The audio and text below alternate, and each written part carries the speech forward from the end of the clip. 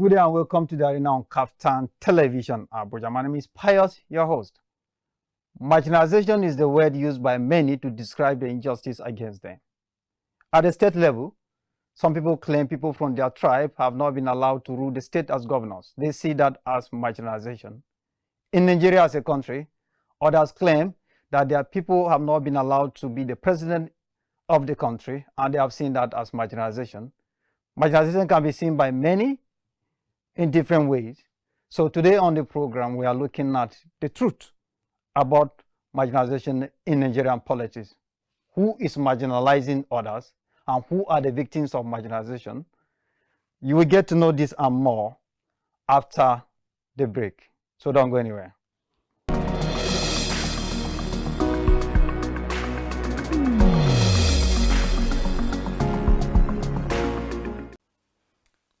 Welcome back. Don't forget, this is the arena of KAFTAN Television, and my name is Pius. Today, on the program, we are looking at the truth about marginalization. And with me on the program is Kingsley Osajie. Kingsley, you're welcome on the arena. Thank you, Mr. Pius. You heard what I say about marginalization. Yeah. I want us to look at the truth about marginalization in Nigerian politics. Okay. You hear a lot of people complaining. Like, let me give you an example. Like in Benue State, the chief people of the state they have been ruling the state since its creation, and the minority there complain that they are being marginalized because they are not being allowed to, at least, or their people have not been allowed to rule the state as governor, and the key positions there in the state have seemed to be taken by the majority there in the state. People look at this as marginalization. Even in Nigeria, some people blame the North. People in the northern part of the country, that they are marginalized them because of the fact that they see there's some positions in the country that seem to be more important or seem to be more vital being handled by those in the north. So they look at that as marginalization for them, and that can also be seen in different ways. But I believe others may have different view about this, which even mean, if you give me the opportunity to tell you what marginalization is, for me, I can tell you in my own different point of view, the way I observe it. I believe the same thing with you. Yeah. Our observations, our opinions, our views cannot be the same, and that is how it has to be. Yeah. So now let's start by asking what marginalization is from your own point of view. In my own opinion, I would say that marginalization is an unfair treatment of relegating a particular tribe or region in a country. For example, a group of people that are being marginalized are seen as insignificant, and oftentimes they are made irrelevant, and they're not allowed to occupy a central position. For example, they're not given the privilege to occupy a leadership position. So when you talk about marginalization, it's more about an unfair treatment of relegating a particular region or ethnic group in a country. And when this relegation happens, it causes them to be insignificant, irrelevant, and they are not given recognition. You know what I mean? So that is marginalization. And unfortunately, it's happening in Nigeria. And I don't wish for anyone to experience it because it's not funny. It's not a funny experience. So that's my own opinion on marginalization, of what it means. Well, we're going to be fair to accuse a particular tribe of marginalizing the rest. I asked you that question. When you answer it, I will give you the reason why I asked that. If you want to say the truth, you say yes. Now, if you look at the narrative of Nigeria, you notice that post-independence, you know what I mean, post-independence, it's been impossible for a person from the East to be the president since after independence. So you can see that the East of Nigeria have been marginalized. And not only that, even sometimes I think about these two states, Benue and Kogi State, and I was like, will these people ever ascend the throne of presidency in Nigeria because they have been marginalized as well.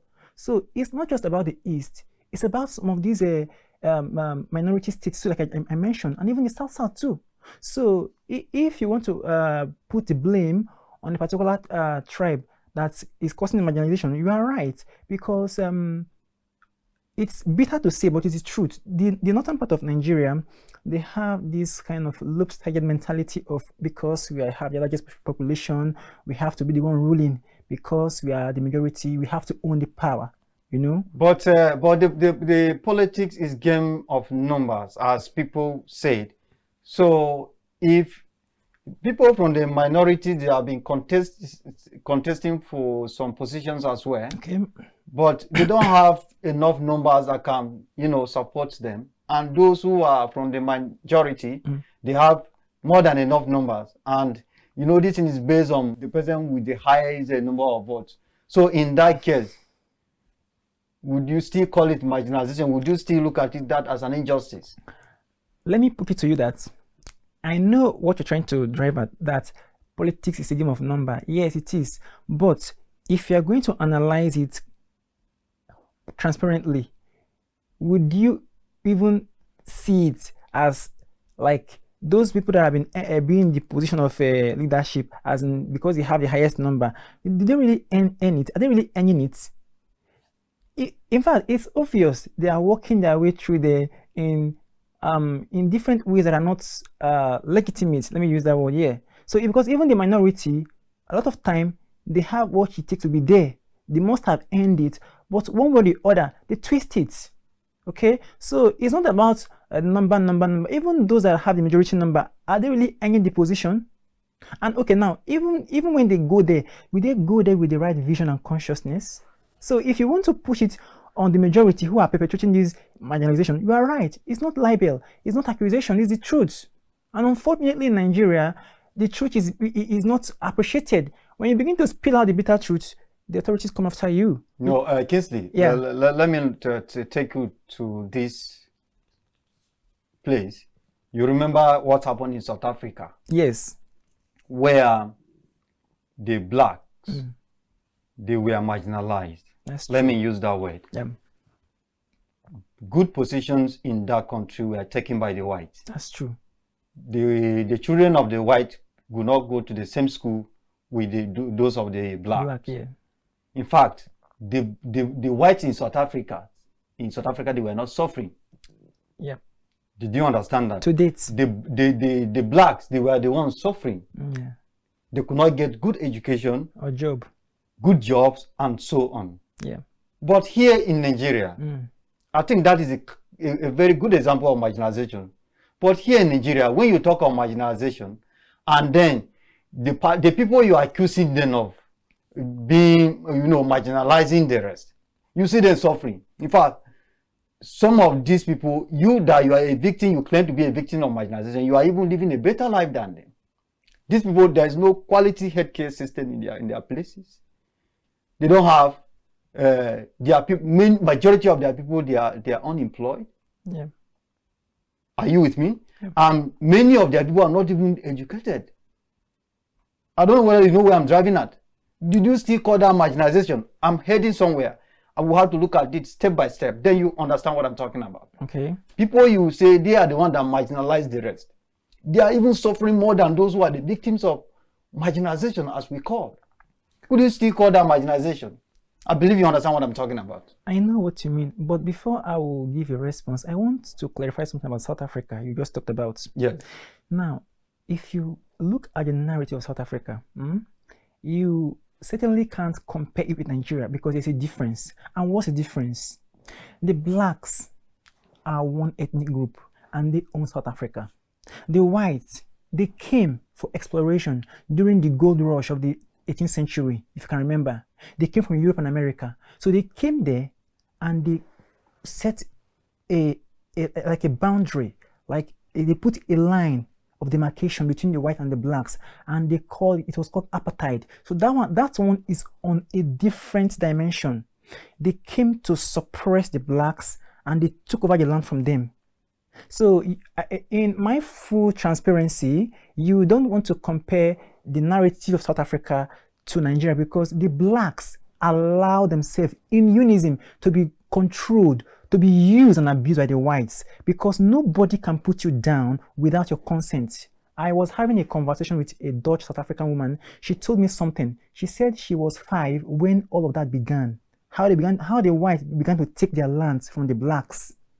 So the black people, they had the chance, the permission to stop that, but subconsciously, they somehow allow themselves to be enslaved in their father's land. But that was why the late Mandela fought that, and at the end of the day, they gained their power and things got better for them. So if you are saying, I'm just look at there are elements of marginalization there. Yeah. Because you can, as I listed some earlier in this discussion, you can agree with me. The blacks, they were not allowed to attend the same school. In fact, they could not have access to a quality education in South Africa. Good positions or good jobs in South Africa were all given to the whites. Yeah.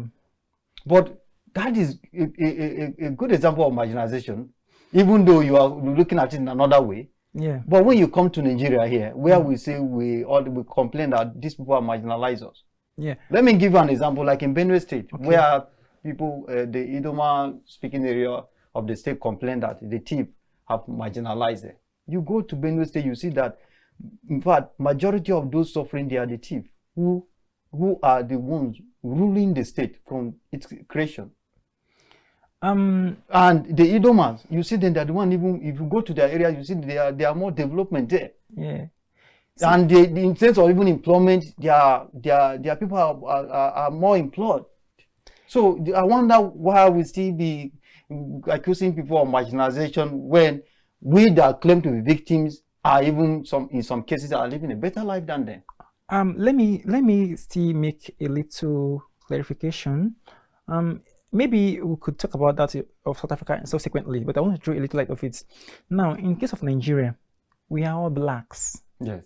But in case of South Africa, there's a difference in race. The other people are from entirely different continents, and they came to Africa. So their narrative of a truth is quite different. In the case of Nigeria, it's just a thing how to do with nepotism and ethnicity.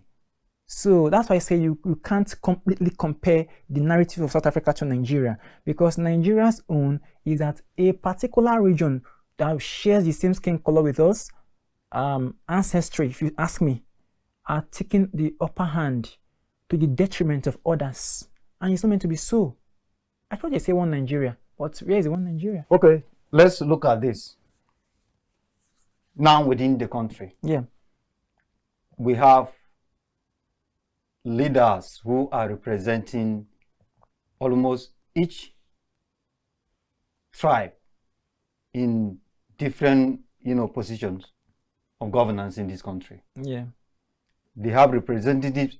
I believe each ethnic group has representatives, even at the local government level, the state and the federal level. These representatives, their leaders, they're supposed to fight for them, get what can be of use to them, develop their areas and so on. Okay. Somebody who is the governor of Lagos State, for example, is not a Hausa man from Kano State. Yeah. Do you agree with me? I do. Somebody who is the governor of Enugu State is not a Yoruba man from Ogun State, for example. Somebody who is the governor of Ekiti State is not a Hausa man. Yeah. These people have their leaders, both within the local government, the state, and at the federal level. Yeah. According to the constitution, according to how our rules are. Yeah. And then their leaders are the ones that could not give them the needed support in terms of development, in terms of providing quality education for them, the potable water for them, the healthcare system and everything. They pocket even the constituency allowances given to them to make use of it as if it's their own personal earning. All that. We are still looking at the issue of marginalization. Yes. So would you still blame a particular tribe marginalizing the rest? when their leaders are already there representing them, but these leaders collect these things and they did not make sure it gets to them?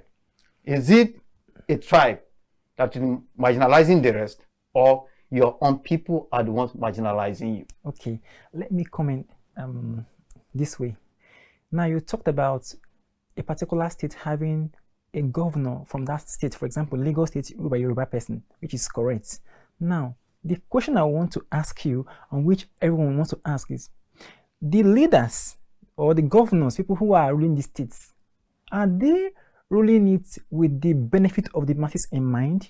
Because you talked about them not meeting up with the needs of the people. Very good. Yes, but the question one have to ask now, what kind of consciousness do they have? Because it's not enough to be in a position of power. How do you use the power? How are you ruling? It's not enough to be a public figure. How are you making impacts? How influential are you? What ripple effect are you making?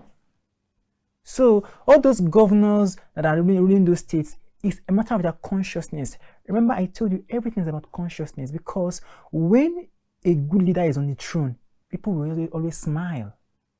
Now, in the case of marginalization, let me use the East, for example. I want to clarify something. The reason why the East have been clamoring for their privilege to be expanded, the reason why they have been crying out that, oh, we are marginalized, is this. You know, if you check the history of Nigeria, they say we have 3 major ethnic groups, which are the Yoruba, the Hausa, and the Igbo. But unfortunately, the East have not gotten an equal treatment with these other tribes. And when you are being denied your birthrights, it hurts. So they crying out for marginalization is not a joke. They're not pretending. Because they are among the major ethnic groups in Nigeria, then why can't they be in the seat of power? For example, the presidency. So why are they marginalized? Remember, it was all over in the news some time ago about the Muslim ticket, stuff like that. So, and when we heard about them buying Christians to be among, all these things borders on marginalization. So as much as you want to talk about it, about the people having their person ruling them, it all boils down to those who are the majority group perpetrating all these things. It all boils down to them, and it's all boils down to consciousness. Yes, listening to you carefully. Yeah. And as I've said earlier, I want you to understand this. Those who are victims of marginalization, as I said, yeah, they have their leaders. So the question now, once I want to get clear from you, and I want others to understand about this discussion, is this. For example, in Benue State, we have 3 senators that are representing us at the national level. Yeah. They are all people from Benue State. They are not from other states. But what are they doing to develop their constituency? They collect all that is being given to other senators too, that are representing other states. Yeah. What are they doing with it? So what I'm asking is that, can the people of Benue State, for example, now cry of marginalization and blame another tribe when they have their own people representing there? Now another question is this. Can we now say it is another tribe that is marginalizing those in Benue State, or it is the people of Benue State that are marginalizing their own people? That is area where I want us to look at it. Okay. Do you understand what I mean by that? I understand what you mean. Good. If you talk about it in that perspective, it has to do with the leaders of those states, to be precise. So what they are doing is marginalization, one, and another thing they are doing is they are denying their people the right to fundamental human rights. That's what they're doing. Because if you are a leader in a state, you are supposed to meet the needs of the people. At least, if not 100%, at least 80% is okay. So what they are doing, they are the one causing the division in those states. So you can push the blame on, like there's a Chinese proverb that says, a fish rots from the head. So the masses that are crying out, if a child is well fed, the child will not complain now. If a child has finished eating and is okay, he will say, I'm hungry. So those people that are crying now that they are suffering and all that is because they are experiencing those harsh reality, which is not funny. So the blame should be pushed on their leaders, because they went there to. Leadership is about service, but unfortunately, that's why I keep talking about consciousness, mentality, mindset, life orientation. The ones we have here in Africa is poor. If we have a higher consciousness among our leaders, if our leaders have the right life orientation, you will see that when they ascend the throne, the masses will smile. So as much as we want to talk about marginalization, the people that are meant to take the blame, and those are the hem of power, because they are in the position to make things right. They have the authority to command things to happen. Now we are getting there.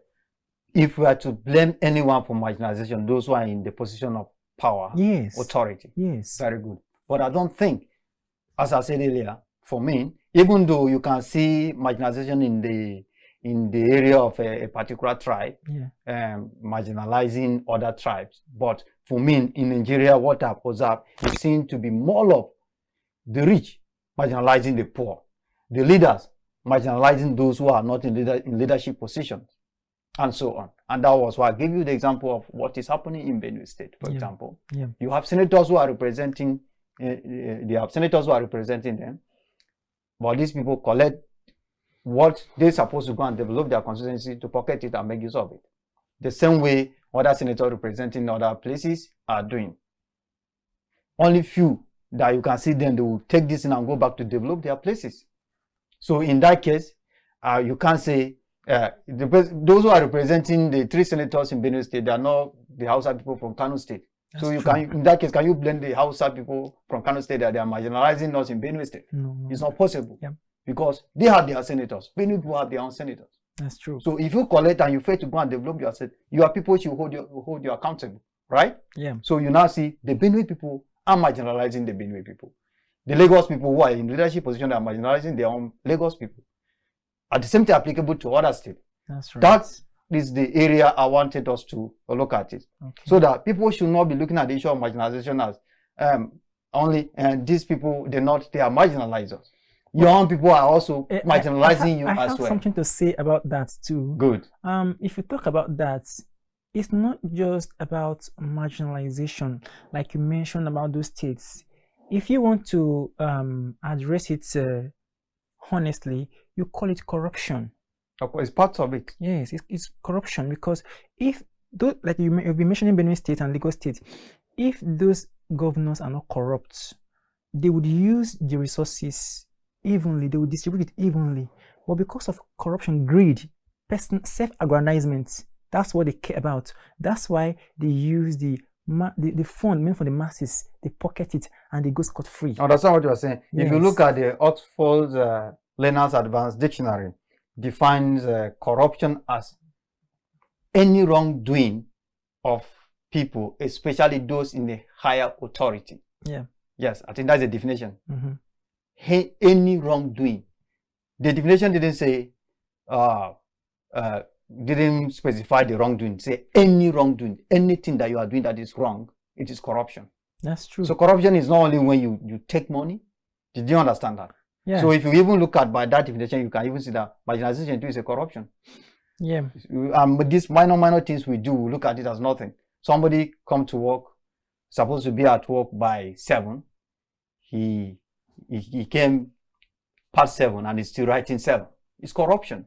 That's true. Right? You're right. You are not being honest in what you do. It's corruption. And any wrongdoing according to that dictionary definition.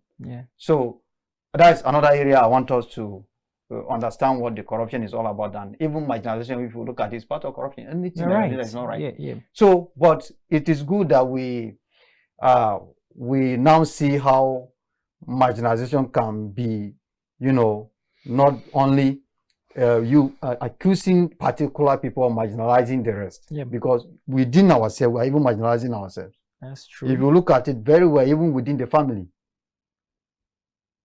and the organizations we are within the offices, and in everywhere, in anything we do, you see elements of marginalization there. And in many cases, you see this is within family, within a particular tribe. So you can't really blame a particular other people for your own problems. But still, I'm not denying the fact that, of course, there is in that area of blaming a particular tribe too, there's a marginalization. But for me, I'm seeing it that is more dominant for us in the area of ourselves, marginalizing ourselves. I want to bring your attention to something. You have expanded the point of marginalization being found in the family, in workplaces and all that, Yeah. which is true. And let me remind you that human being as a species, you have this element of segregation, kind of. Good. There is this trait of kind of putting segregation that happens in human being, like in the family setting like you used. There is always this hierarchy of this one is the firstborn, is the elder. There is all those kind of marginalization, but those ones happen on a kind of minute level. On a minute level, so the marginalization that is so gut-wrenching they're talking about now is the one that we are having in Nigeria. Because if you check narrative, human beings naturally they have that tendency to marginalize. Of course, they have it. Unfortunately, Nigeria's own is becoming too obvious. It's just too obvious. Otherwise, marginalization is everywhere in the world. It happens in everywhere in the world. Just that us here is becoming abnormal. Let me use that word. So I get to a point.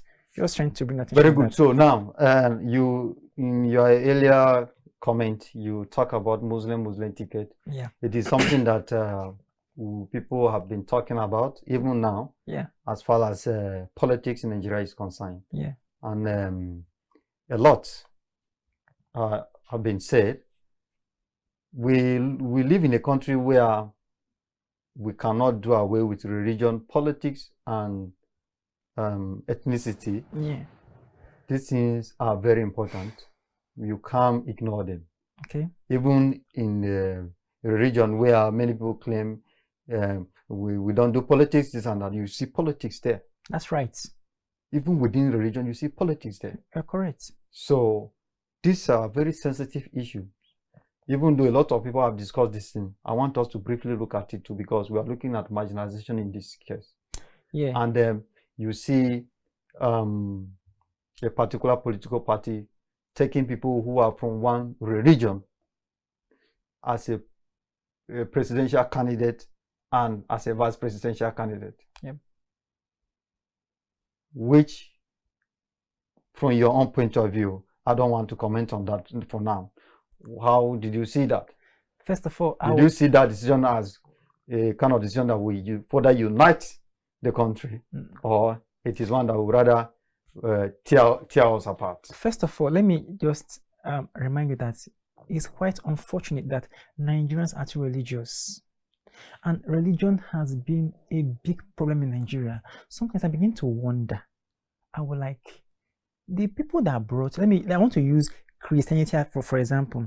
The people that brought this Christianity to Africa, to Nigeria, because it's our culture. It was brought to us. The Bible was brought to us. Even the gospel was brought to us. Why are we abusing it? That's the question, because the way we go about religion in Nigeria is quite shameful. Trust me. Even the Islam, I don't think in Saudi Arabia that it is done like this. So if Nigeria is going to go forward, and if we are to achieve true democracy and unity, like you just mentioned, we have to look for a way to push the issue of religion aside. Personally, I'm not religious. I believe in compassion, justice, equity.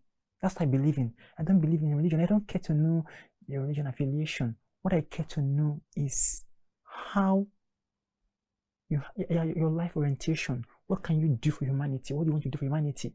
Your contribution, your mindsets, your values, altruism, compassion, equity, truth. Like this man made a comment about Schweizer. He said, until humanity spread compassion to all living, until compassion is spread to all living creation, humanity will not find peace. So Nigerians need to embrace compassion for themselves first, compassion among each other. That's what we need, and put the issue of religion apart, because religion is doing more harm than good in Nigeria. Yes. Trust me, it's doing more harm. I begin to wonder, the countries of the world that are central places of religion are not even having such. In fact, it's so alarming that we have religious intolerance in Nigeria. It's not supposed to be so. Whether you're a Muslim, whether you're a Christian, you're supposed to accept them as a human being. Me, I don't really care about your religious background. What I care is your life orientation. What can you do for humanity? What do you want to do?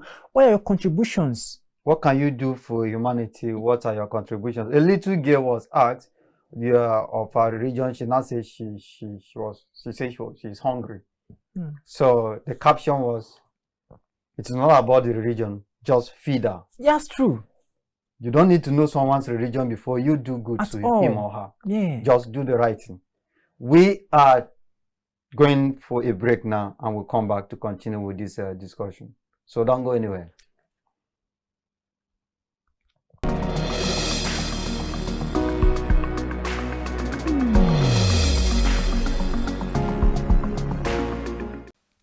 Welcome back. We are still looking at the truths about marginalization in Nigerian politics. What is the way out now? You listen to the discussion we had before going on the break. A lot of people have seen marginalization in their own way. We are looking at marginalization here too in another way that you may not, maybe you have not thought of. It's unfortunate that you have leaders in different positions, and they're supposed to represent you. They're supposed to serve you, but rather you are the one serving them. And they are taking what belongs to you to enrich themselves with. Is it fair that you now blame other tribes about what your leaders are doing to you? Of course, we cannot deny the fact that there is also this kind of particular tribe dominating the rest. But those who are your own people, those who are even speak the same language with you, that are representing you in different areas of governance, what are they doing to benefit your life? What are they doing to develop your areas? What are they doing to ensure that you acquire quality education, you have good roads, you have stable power supply, and other basic needs of life? So we are still looking at the truth about marginalization in Nigeria. And my guest is still Kingsley Osajie. Kingsley, so far, thank you so much for the contribution made. And I want us to now look at the way out. Okay. What did you think should be done to address this issue of marginalization? While talking, you should have in mind that, as we say earlier, that politics is a game of numbers. You see a particular tribe that has more population, and they keep producing those who should lead the state. For example, when you are talking about leadership at the state level, not that those who are minority, their people are not being contesting. They have been contesting for these positions, but because of the fact that the majority carries the vote, as we always say. Yeah. So they hardly get to certain positions in their state. So what do you think is the way out? How should we address this? Okay. The way forward to addressing marginalization, like I've said before, I would say it again, is consciousness revolution. And consciousness revolution has to take in the form of, one, embracing unity, first of all, and secondly, consciousness revolution in terms of embracing higher consciousness. We have to upgrade our mentality. Okay, we have to rearrange our philosophy and see ourselves as human beings. We have to push aside that mindset of this one is a particular tribe and all that. That is consciousness revolution. And we have to embrace compassion. Like I mentioned, our Schweizer, He said, until compassion is spread to all of living creation, humanity will never find peace. So until Nigerians, even the leaders, begin to embrace compassion, there's no way forward. It's about consciousness revolution. I want to use countries like Japan and Singapore, for example. This country has passed through hell. They have faced suffering. They faced difficulties. They were even poor before now. But what brought about the development? Consciousness revolution. They had to look inwards, and they rearranged their life orientation, and they saw change. So it's not about making a lot of promises when you be on the throne. We have to really do our homework. And trust me, it's all about consciousness revolution, because the difference between Nigeria and Canada, the difference between Nigeria and Austria is consciousness. If our leaders, if we begin to embrace higher consciousness, things will change.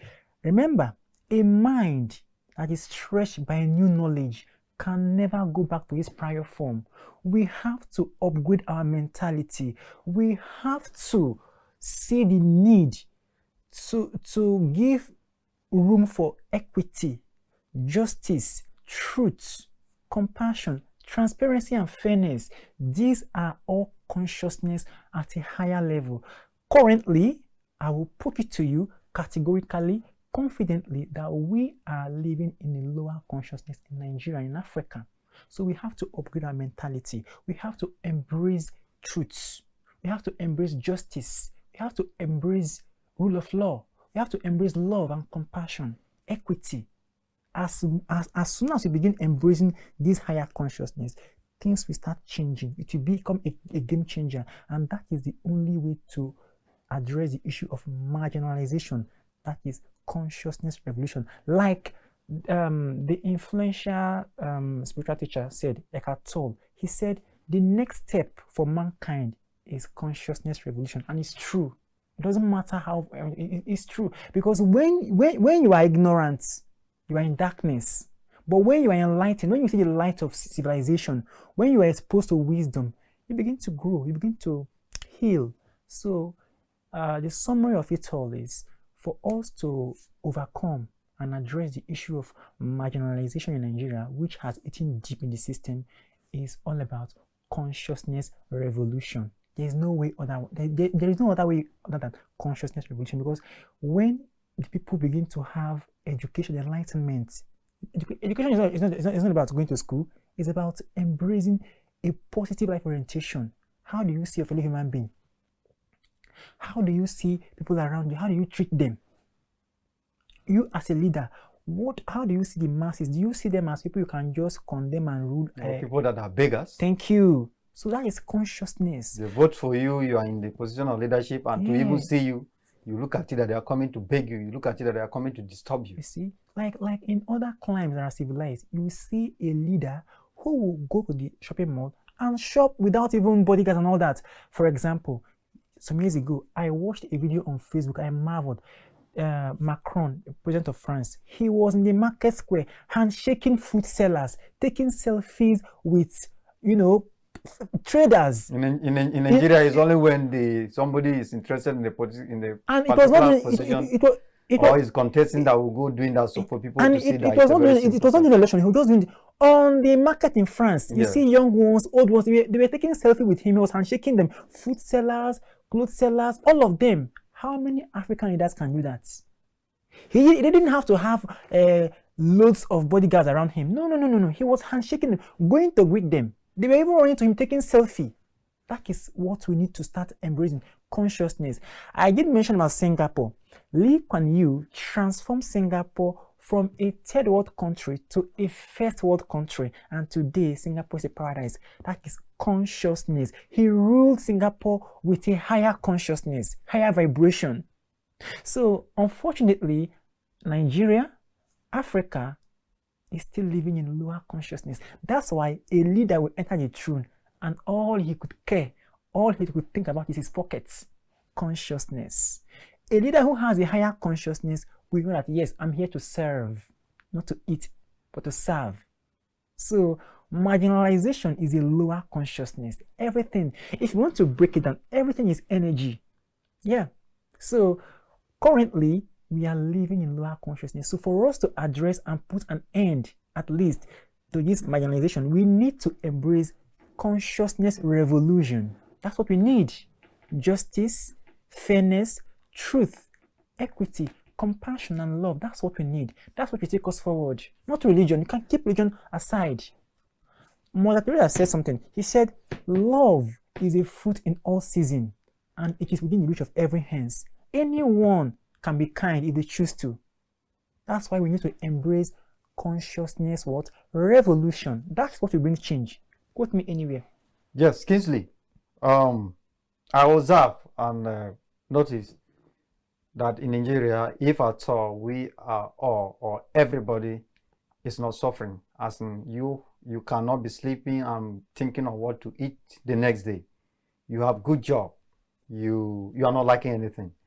No one will care to know whether it is a Hausa man that is a leader, yeah, or it's a Yoruba man, or so on, right? But because of the bad leadership, then you see people agitating that no, because they believe if it is their own person that is there, that the things will be better. Yeah.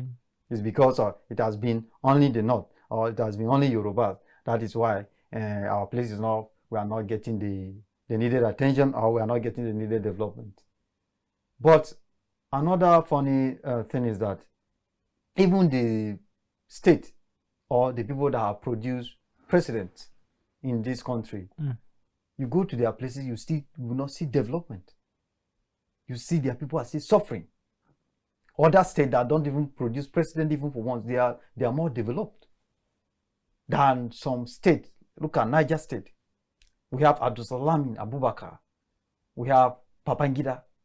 Look at it. Go to Niger State, see the level of development. Who from Lagos has been the president of this country? I don't know. Go to Katsina, for example. Look at the level of development. Look at the level of unemployment. They have their leaders. Look at the other states that they don't even have anyone that has been the president of this country. Go and check the level of development in their state. So, I want to hear your opinion on that, because I believe, for me, if we have good leadership in place, no one will even talk about marginalization. Imagine you wake up, you have all that you need. You are not lacking what to eat. You don't lack where to sleep. You get all the basic needs of life. Would you be talking of, this person has marginalized me? We are being marginalized, and you'll be agitating to break out from Nigeria to have your own country and so on. Your opinion on that? Actually, there is a saying that what goes around comes around. Now, those leaders that ascended the throne of leadership and their state is still poor, if you have your way to power fraudulently or through the window, those that will work with you are those of that category. And as much as you entered there illegitimately, those that are supposed to benefit the masses, they will look at your example and do the same thing too. So what goes around comes around. So it has to play out that way, because they did not earn that position. Okay, it has to play out that way because they did not merit to be there, because they didn't have the vision and mission to be there in the first place. So their cohort also will be, they say, birds of the same feather flocks together. So it has to be so, because their allies, those that are working with them, are of the same lower consciousness. They didn't merit there. They did not earn it. They worked their way illegitimately to be there. So it has to play out.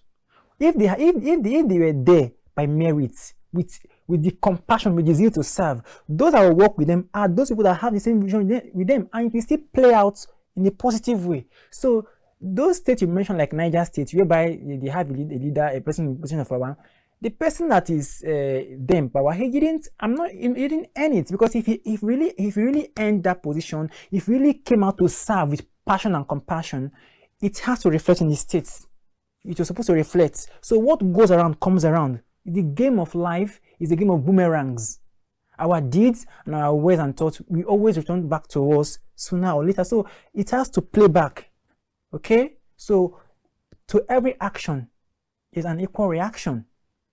So if those people who are in the position of power, like you mentioned, Niger State, if they end it, if they were there to serve, it will surely manifest. You can't hide it. But because they are not there to serve, they didn't go there with the right consciousness. They did not go there to serve the people. They go there for their own personal gain. That's why it has to play out that way too.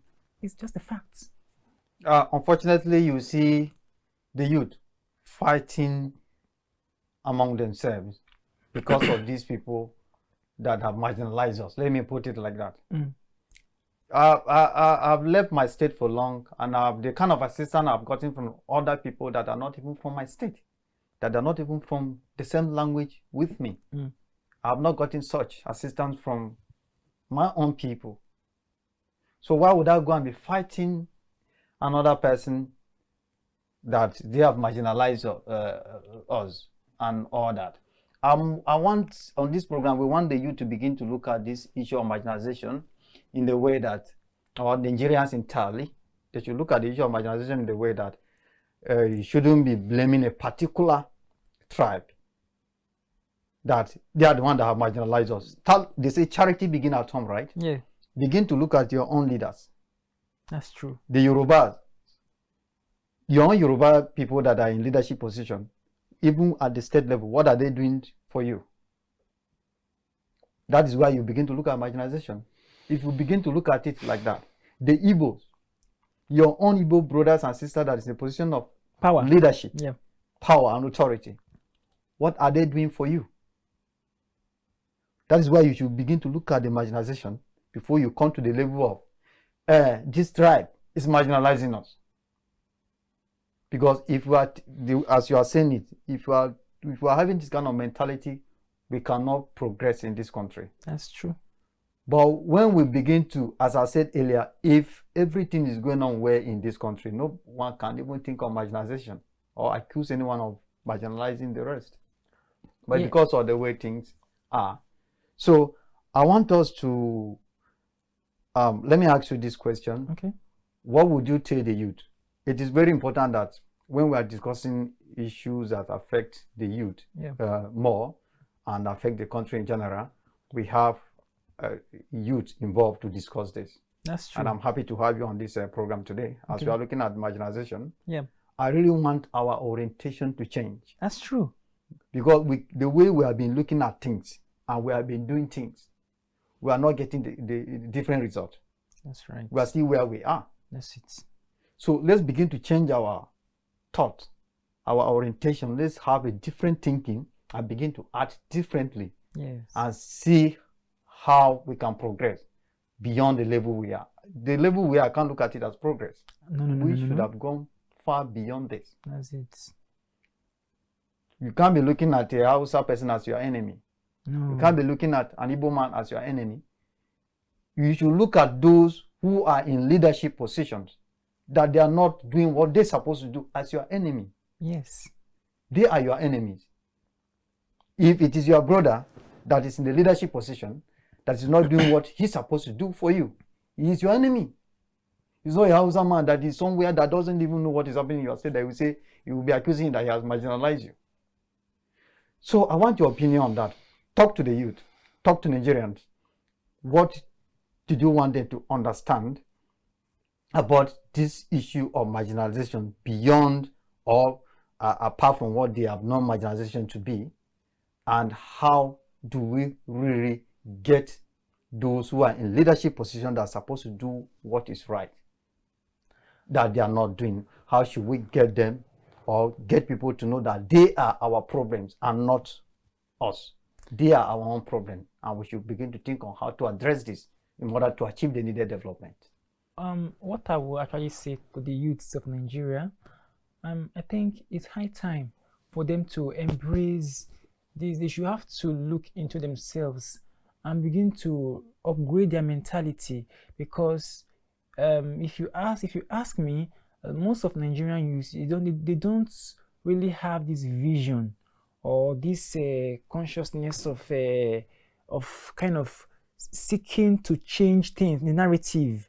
They oftentimes most of them allow themselves to be used for thuggery and all that, but they have to take back their power, and they should start checkmating the leaders. Okay, the youths should start checkmating them.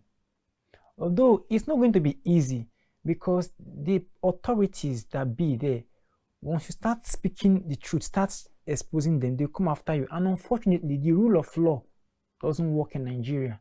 Once you have money and you are influential, you are above the law in Nigeria. But normally, the law was supposed to be above everybody. So I know it's not something that can be achieved overnight, and it's not going to be easy for the youth, but they can begin it, because the journey of 1,000 might begin with a step. So yes, they should start checkmating the leaders. They should not allow anyone to be buying them over with money, with food or something. Okay, they should take a stand and begin to actually, if it's in terms of voting and all that, they should work towards putting the right people in, voting the right people to power, and also checkmating them too, and also seeking to change their life orientation. You know, they should seek to embrace this higher consciousness and look at things differently. They should not be seeing other tribes as their enemies, because that is the problem you're having in this country. You see a person from the north as your enemy, you see a person from the east as your enemy or west. No. We should see each other as human beings, as one. Okay, and we should begin to question our authorities. It's high time for the rule of law to become firmly established in Nigeria. And another thing I want to talk about is, if you check Nigeria, the narrative, unfortunately, we haven't been one from inception. You know what I mean? We haven't been one from inception. Good. That is where the foundational problem is, and that thing has eaten up subliminally in us. So it is only fair to give any region or tribe who think that going their own way is best for them. Hold on there. Where I want you to explain more where you say we have not been one from the exception. Yeah. We were Nigerians, even from the beginning when the colonial masters came into the country. Okay. Of course, we have different tribes. Yeah. And with different cultures. Yeah. But we are not operating in isolation. Yeah. We are all known as, although the name Nigeria later came out, okay, but we are seen as we are still doing things together. Okay. The Yorubas, they were not on their own. They were still interacting with other tribes. The Hausas, the same thing. They were going to Lagos to do business. The Yoruba come to Kano to do business, and so on. The same thing to other places. Enugu, you see people traveling, even trekking from a place to place. Okay. We are still working together as members of one family. Okay. So if you say even from the beginning we were not seen as one, or we were not one. Okay. Can you explain more? I can. Okay. There is no way you can mention 1914 without mentioning Lord Lugard. Yes. He was the one that did the amalgamation. And if you check it very well, let's say the bitter truth, Lord Lugard amalgamated North and South for his own selfish reason, for goodness sake. He never did it because he wanted us to be one. He did it out of his own personal gain. He was a European and he came here for colonization, and he looked at it that I cannot rule this northern region separate and this one separate, so I have to jam-pack them and control them. That was what he did. It wasn't from our own volition. You know what I mean? It wasn't. It wasn't from our own willpower to say, okay, let's amalgamate. It was done by a foreigner, and anything that involves third party, which is not done in harmony with the involving parties involved, is always bringing clash. That is why Nigeria has been at crisis for long. It is the foundational cause we have. That's the foundational problem we have in Nigeria, because a foreigner who came for personal gain just teamed us up. Even in Nigeria was given by a foreigner, Flora Shaw. So it's all about going back to the drawing board and addressing the foundational causes. In China, for example, an emperor who was ruling China, he looked at China that was long ago, and he was like, wow, this country is too populated and it's difficult to control. He gave the order for some to move to a different region. That was how Singapore was born. That was how Japan was born. These countries broke out of China peacefully. So and it was done by their own volition. That's why China controls them, and they are harmonious. They are living a kind of, they have this harmony with them. If Nigeria was unanimously, with our own permission and willpower, joined together, the marginalization would have been very minimal or minute, or not even existence. But because it was done by a foreigner, Lord Lugard, he did it out of his own personal gain to just jam-pack everything. And when two people cannot work together except they agree, so the internal agreement is not there. It was done by coercion. So the internal harmony wasn't there. That's why you begin to see this issue of marginalization and all that. It's playing out subliminally. Kingsley, as I said earlier, that if at all we have good leadership in place, people won't even be talking about the marginalization. Yeah. People won't be agitated to break out from Nigeria. Yeah. There will be no complaints, because why would you be complaining? Is it that you don't have development in your place? Is it that you don't have what to eat? Is it that you don't have a good job? And so on. But because of the bad leadership, that is why we see all these problems here and there. Okay. And we don't even have confidence in our leaders. Yeah. It is true that even though from the beginning we were colonized, and these people who colonized us brought us together for their own selfish interest. Yeah. But I still believe that we have, how many years now after our independence, we should have been able to come together by now as one, to address our differences, to progress, to look at ourselves as members of one family, to look at everyone who is in this country as someone that is very important. We shouldn't be neglecting others. We shouldn't be underrating others. Yes. We shouldn't be, taking sides. That I've been in the north, at school in Kaduna. I've been in other parts of the north, and I've seen cases where people stood for some people, like an Igbo guy. There was an incident. The Hausa stood for him. Say, no, this guy, we didn't know him as this person. That is how Nigeria should be. Yes. He's an Igbo guy in the north. But when there was an issue between him and another Hausa guy, they say, no, we know this guy very well. They were telling their own brother, don't do this again. That is how Nigeria should be. Anywhere you are, you should feel safe. That's true. My elder brother was given an admission into Adamawa State University by a Fulani man. The same guy was denied admission at the state level. And I don't want to talk about that here. That was his state. They could not give him admission, and somebody responsible for that was close to him. I have gone to another state and was given admission, helped to get admission by someone who is not even his tribe, who is not even from his state.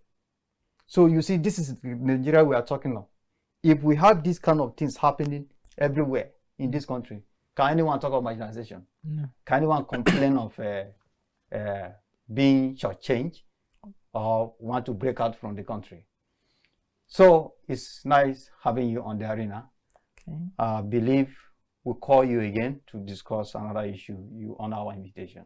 Okay. Don't forget, today on the arena we look at the truth about marginalization, and my guest has been Kingsley Osajie. Okay, this is where we're going to draw a curtain. We'll come your way again, same time, same station next week for another edition of the arena.